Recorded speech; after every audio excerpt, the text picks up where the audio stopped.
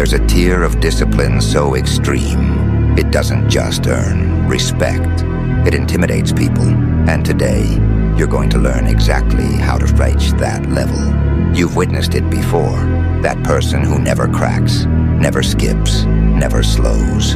The one who shows up every single day, same hour, same routine, moving with mechanical certainty. While everyone else fizzles out by week 3, they keep going. While others drown in excuses, they appear like clockwork. And the whispers start. That's not normal. There's a system forged in the deepest corners of human will that produces this almost frightening consistency. The kind that makes people uneasy just watching you operate. It's called the Perpetual Protocol. And once you understand its mechanics, breaking a goal becomes nearly impossible. But here's the twist. This system isn't for everyone. It demands the execution of an older version of yourself you didn't even realize was still alive. And most people, they're too weak to pull the trigger. Before I show you how unbreakable discipline is engineered, hit subscribe, smash the like button, and comment the one habit you're about to dominate with this system. That's how I know you're here for transformation, not entertainment. Let's descend. This story is about a software engineer named Marcus. Smart, high income, impressive on paper. But he had one fatal flaw. He couldn't stick to a single habit longer than 14 days. Not one. Gym? 3 months. Then vanished. Books? Bought them, read 5 pages, then lost them under laundry. Meditation? 7-day streak, then nothing. His cycle never changed. Monday, explosive motivation. Wednesday, negotiation begins. Friday, collapse. Sunday, empty promises about next Monday. He tried everything productivity culture sells. Habit apps, reward hacks, accountability buddies, podcasts at double speed. None of it worked. Because he was fighting an enemy he didn't know existed. The structure of his own brain, built to keep him average. Until he discovered why some people stay disciplined for years without missing a single day. And it's not willpower. It's something older, harsher, more primal. Let me teach you something that will permanently change how you think about commitment. Your brain puts every promise you make into 2 categories, reversible and irreversible. Reversible commitments become debates. Should I? Shouldn't I? Maybe tomorrow? Irreversible commitments just happen. You don't debate breathing. You don't question whether your heart beats today. Those aren't decisions. They're automatic. Here's the game changer. Your brain can't distinguish biological necessity from identity-level necessity. When you change who you are, not what you do, your brain treats that identity like survival. A researcher at Johns Hopkins spent 17 years studying habits and found something that shattered the idea of willpower. When you make a commitment public, your primitive brain treats failing as a kind of status death. In ancient tribes, losing status wasn't embarrassing. It was lethal. Exile meant predators, starvation, exposure. Your brain still reacts the same way today. This is the lever people with unstoppable discipline pull. So Marcus stopped making private promises. He stopped saying he'd try to meditate. He held a public funeral for his old identity. He wrote on paper, "I am a man who trains at 5 a.m. every day for 90 days. No exceptions, no negotiations." Signed it, dated it, posted it on social media, told his girlfriend, co-workers, family. They mocked him. "You're being extra. Bro, relax." Perfect. Every witness became fuel. Day 3, the real trial. Alarm. His mind fired the usual excuses. "You're tired. This isn't healthy. One skip won't matter. Rest is more important than discipline." But something had changed. The thought of quitting, publicly after 72 hours, was more painful than getting up. The idea of telling his girlfriend he couldn't deliver was worse than the workout. The public identity shift made quitting harder than continuing. This is the first pillar of the Perpetual Protocol. Identity execution, not behavior change, but killing your old identity and replacing it publicly. so stopping becomes humiliation. But Marcus soon confronted something worse than fading motivation: his biology. Even with everyone watching, mornings were a battlefield. His body wanted sleep, ease, comfort. The declaration stopped the negotiation, but willpower was still burning every day. Then came the second pillar, the time lock. Here's why your consistency keeps collapsing. Every day, you waste energy deciding when to start. Morning or night, before breakfast or after, before work or after. That tiny decision drains the fuel your brain needs for action. You're using your energy deciding when to drive instead of actually driving. Marcus chose 5 a.m., not because he loved mornings, but because at that hour the world is silent. No texts, no emails, no interference. The schedule wasn't about optimization, it was about elimination. Eliminating every possible excuse. Week 1, torture. His body felt like it was being dragged through fire. Normal. The body resists unfamiliar patterns because change feels like danger. Week 2, his body started waking up before the alarm. Day 14, his feet hit the ground before his mind was even fully awake. A fixed schedule isn't about finding the best time. It's about removing time from the equation entirely. When you do something at different times, your brain must choose every time. And choice costs willpower, but a locked time becomes a law. 5 a.m. stops being optional. It becomes reality. But another problem surfaced. His schedule was fixed, but his routine wasn't.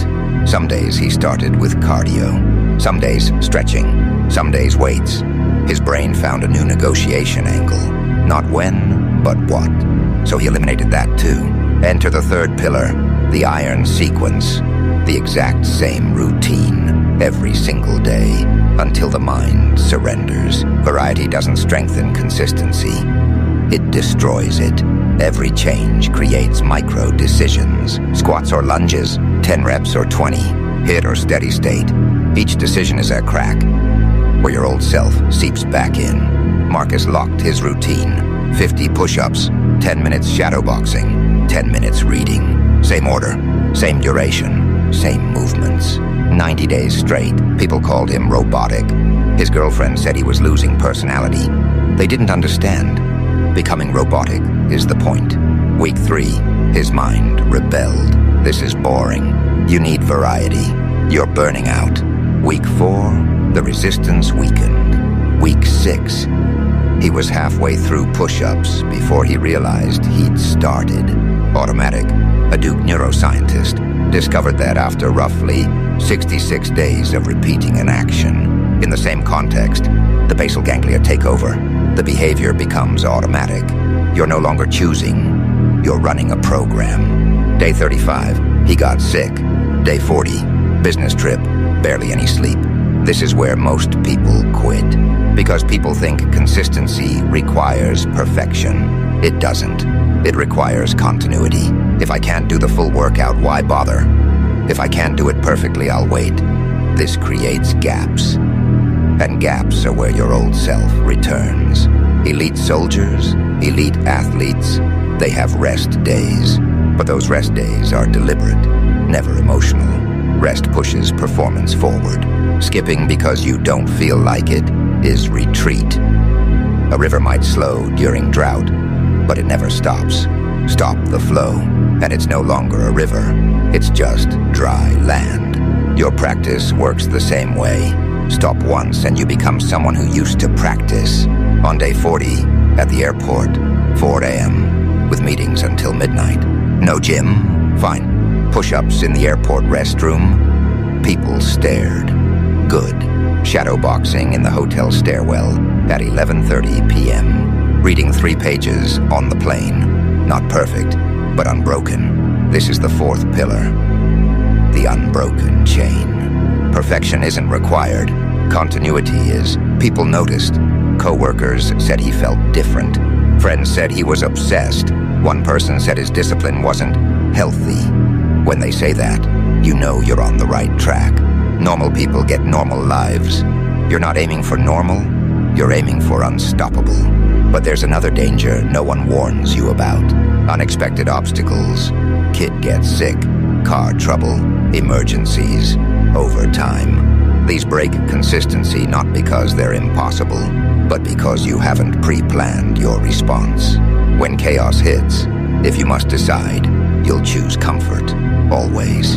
Elite units don't decide under fire. The decision was made in training. So Marcus listed every obstacle that had ever broken his habits and pre-solved each one. Raining, garage push-ups. Guests over, silent bathroom workout. Hungover, which shouldn't happen. 2 push-ups, 1-minute shadowboxing, 1-page reading. Every scenario had its automatic reaction. This is the 5th pillar, the pre-battle. You win the fight before the fight arrives. By day 70, his routine was fully automatic. By day 90, he completed the execution. But something deeper happened. He wasn't Marcus anymore. People told him his consistency was scary. He answered perfectly, good. Because when your discipline makes others uncomfortable, you know you're operating at the correct altitude. Your actions expose their excuses. They call you obsessed because your existence confronts their stagnation. But you're not doing this for them. You're doing this because you discovered the truth. Consistency is doing something daily until you become someone who cannot stop. When you apply the Perpetual Protocol, 1. Identity execution. Public declaration that makes quitting painful. 2. Time lock. A fixed schedule that removes negotiation. 3. Iron sequence. Identical daily routine until it automates. 4. Unbroken chain. Continuity over perfection. 5. Pre-battle. Pre-solved obstacles to eliminate decisions. You're not forming habits. You're rewriting your identity at the neurological level. You stop being someone who tries and become someone who is. And when people see you, they'll whisper, "How does he do that?" The answer? He doesn't do it. He is it. Now I need to know, are you ready for this transformation? Because this isn't about discipline. It's about death and rebirth. The death of your inconsistent self. The birth of your unshakable self. The Perpetual Protocol won't make you better. It will make you different. Different enough that people will say, that's not normal. And when they say that, you'll know you've arrived. Your mission? Subscribe right now. Hit the bell. Comment your public declaration, the habit you're executing with the Perpetual Protocol. Make it public. Make quitting painful. Because the truth most people never tell you is this. The kind of consistency that scares others is the only consistency worth having. If you're still here, you're built differently. You're not chasing motivation. You want a system that rebuilds you from the inside out. The Perpetual Protocol has begun. Your 90-day execution starts now. No exceptions, no negotiations, no breaks. Next transmission awaits. Now go become the person whose existence makes others uncomfortable.